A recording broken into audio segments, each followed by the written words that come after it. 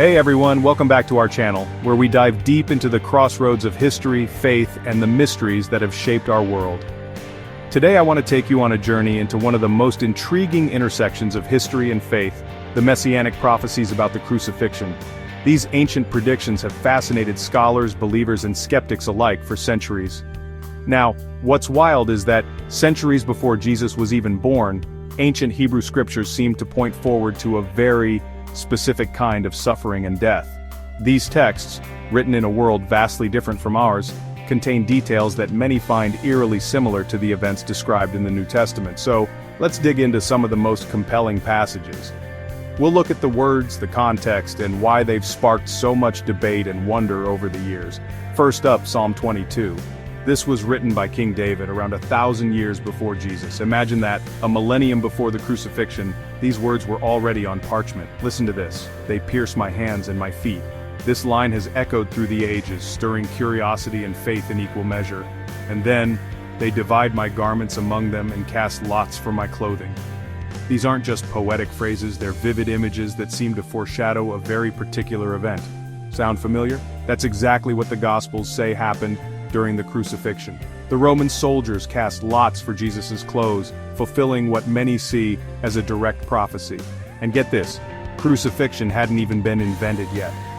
The method of execution described in these texts wouldn't appear in the ancient world for centuries after David wrote these words. That's a detail that continues to baffle historians and theologians. Now check out Isaiah 53, sometimes called the suffering servant passage. This chapter is one of the most discussed and analyzed in all of Scripture. It says, "He was pierced for our transgressions, crushed for our iniquities. By his wounds we are healed." The language here is powerful, evoking images of sacrifice and redemption. This chapter is packed with lines that many people believe directly predict the suffering of Jesus on the cross. For centuries, these verses have been at the heart of debates about prophecy and fulfillment. It even talks about being led like a lamb to the slaughter, silent and accepting. The imagery of the lamb is deeply symbolic, representing innocence, sacrifice, and the willingness to bear suffering for others.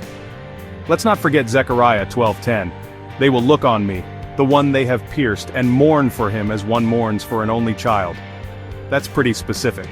The idea of piercing and deep mourning resonates with the crucifixion narrative in a way that's hard to ignore. Early Christians saw this as a direct reference to Jesus' crucifixion.